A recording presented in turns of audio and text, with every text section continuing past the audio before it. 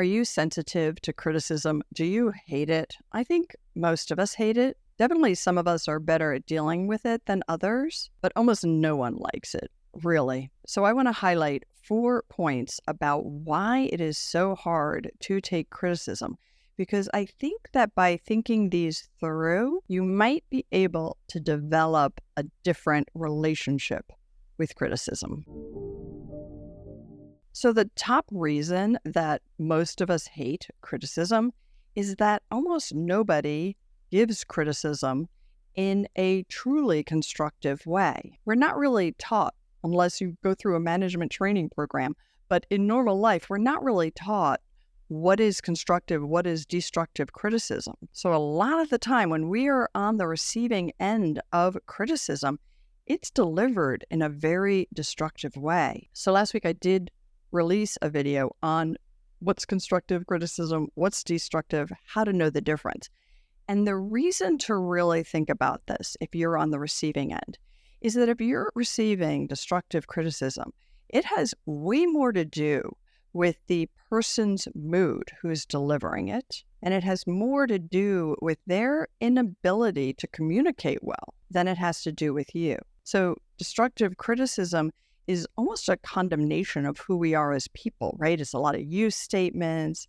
You're stupid, you're selfish, you're lousy, you're lazy. All of that kind of stuff is really not about us. I'm not saying it's easy to hear, but if we don't take it in, if we don't take it personally, if we are able to identify, wow, this is really destructive, I don't actually have to take this in, then we won't be as upset by it. Not that you should tolerate that. There's a whole lot of issues about boundaries if we're receiving too much destructive criticism. So let me know if you want me to address that in another video. But just in terms of the damage to your self-esteem or the damage to how you feel, if you can boundary yourself against it, it will help enormously. Number 2 reason that criticism is hard to take for all of us is that there's an implied power imbalance in criticism. When somebody criticizes you, they're basically saying they know best. They're kind of putting themselves here and you here, right? Now, in some situations, if this is a boss or a superior that you report to at work, there's an actual power imbalance. It's relevant to the situation. It's going to be there. But in personal relationships and many other relationships, criticism can really annoy us because it implies a power imbalance. It implies that that person thinks we're less than. And it can either make us really feel less than, or it can make us quite angry. No matter what, it can make us very defensive. So even if it's delivered in sort of a nice way, because of that implied power imbalance that may not be appropriate to the relationship, we aren't going to want to hear it. And as I'm saying this, I'm thinking about unsolicited advice. I've been in a couple of different situations recently where somebody has given me unsolicited advice, which is really kind of veiled criticism. And they haven't been in a role where that's appropriate. So an example is that I'm trying to learn Italian, which I'm not very good at languages, I will admit it. And after class one day, one of the students was trying to give me unsolicited advice and correct my pronunciation when their pronunciation was not very good. And that wasn't the kind of thing that really got to me as if it was like a personal insult of me, although it sort of was. When criticism comes in from a source where it really isn't relevant, if we don't take it to heart, if we don't really let it in, it can actually give us information about the other person and information about what we would or wouldn't want in a relationship there. And I will say, one reason it was kind of easy for me to go to a point of, I know now to keep a bit of distance here, is that I don't really base my self-esteem on my language skills, my foreign language skills. It's not critical to who I think I am as a person. So it makes it a lot easier to not take criticism in when it's something that isn't so kind of core to you. But anyway, that was just an example of how this can manifest, this sort of power imbalance can come across in criticism. All right, number 3, a lot of times, particularly in personal relationships, but this also could be in a work relationship, an ongoing work relationship, criticism can be very repetitive. And if we're receiving kind of repetitive criticism, it can be really difficult. It can really kind of begin to damage our self-esteem. It also can make us angry, resentful, all of that. Yet if you know this, right, one reason I'm sharing this is that if you know that repetitive criticism can really, really bother most people, you can look into, why am I getting this repetitive criticism? Do we not share an agenda here? Do we have a different view of what should be happening? So at the end of the day, I don't really want to respond to the request which is under that person's criticism. Or am I simply not clear? Like, what are they trying to achieve? So if I begin to think of it that way, I can actually ask the question, like, you've given me this criticism a lot, and I think we've talked about it, and I thought we resolved it, but we haven't. What is it you're really looking for? Why is it that you are saying this, right? So really, with a little bit more curiosity, look into it.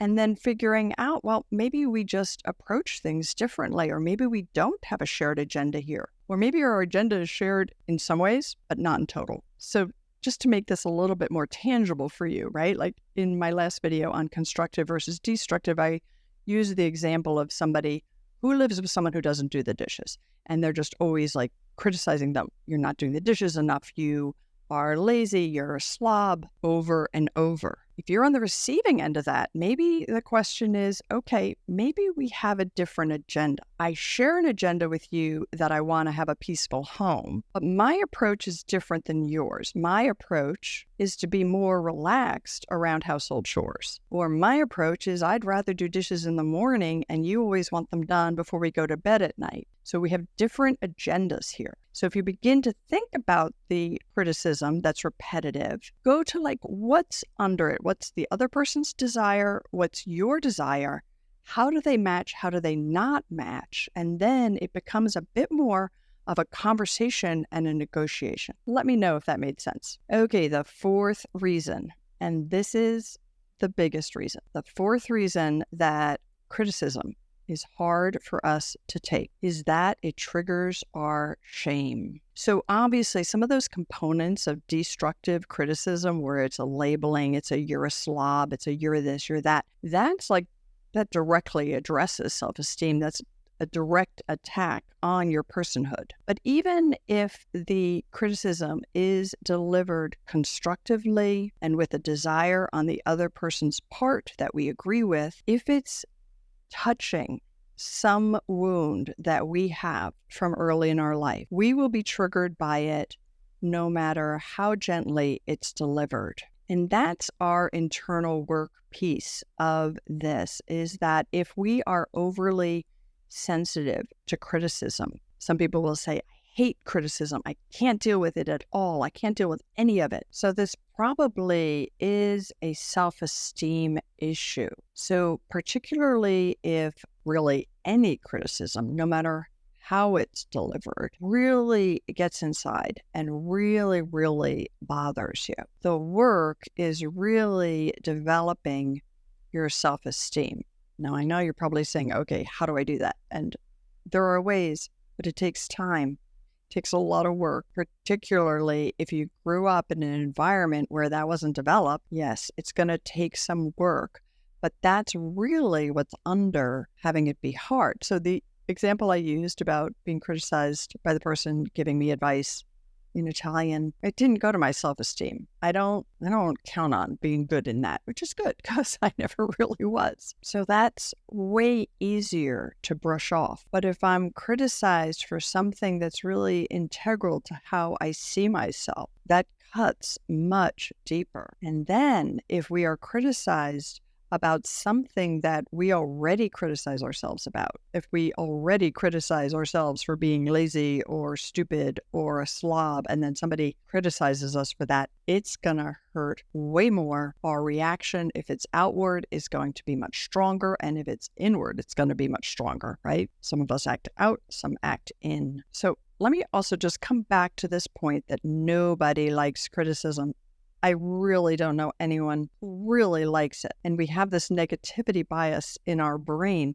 So we really hold on to negative criticism way more than we hold on to the positive. And I use an example in my free webinar, which is called Rewire Your Brain for Joy and Authentic Confidence, right? And authentic confidence tied to that self-esteem. But in this webinar, I use the example of being criticized at work. And I pretty much ask, okay, you got 20 minutes of positive reinforcement from your boss. All these things you're doing great. And then one criticism. And the criticism involves kind of something other people said about you. What is it you go home and ruminate about? And I will say I've given this webinar a lot.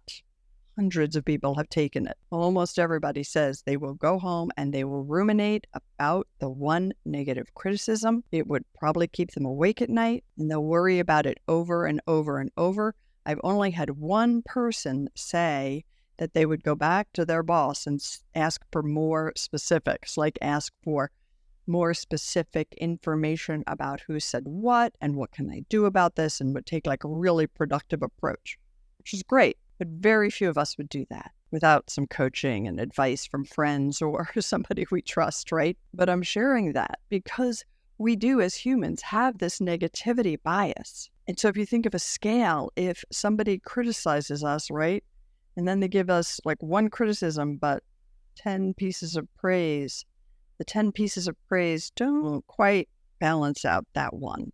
So that's good to keep in mind in relationships. If you criticize, right, is that you gotta balance it probably on like I think the research says a 7-to-1 scale. 7 positive, reinforcing comments, 1 criticism specific to a situation, relevant to the role, clear agenda, which is sort of coming back to the self-esteem issue. If these criticisms hit on a particular negative belief we have about ourselves, they will go very deep. So a lot of the work that I do online and then also in my programs with people is about rewiring our negative core beliefs, because these beliefs develop very young, largely based on whatever type of dysfunction was happening. And for just about everybody, there was some kind of dysfunction in our family.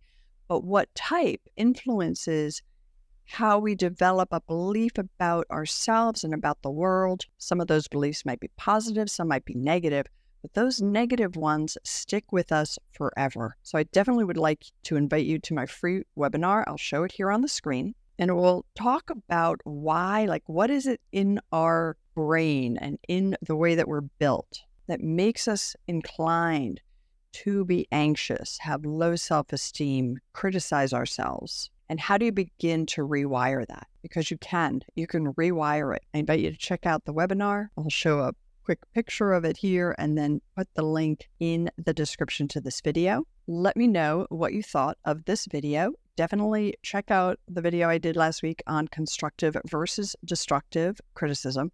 And next week, I'm coming out with a video about how to deal with criticism, both in the moment, how do you deal with it like when you're receiving it in the moment, but also what kind of reflection is worth doing to decide whether or not you take it in, whether or not it's valid, whether there is some positive nugget you can get out of it. So subscribe to my channel so you will be shown those videos in your feed, and also hit that like button if you liked this.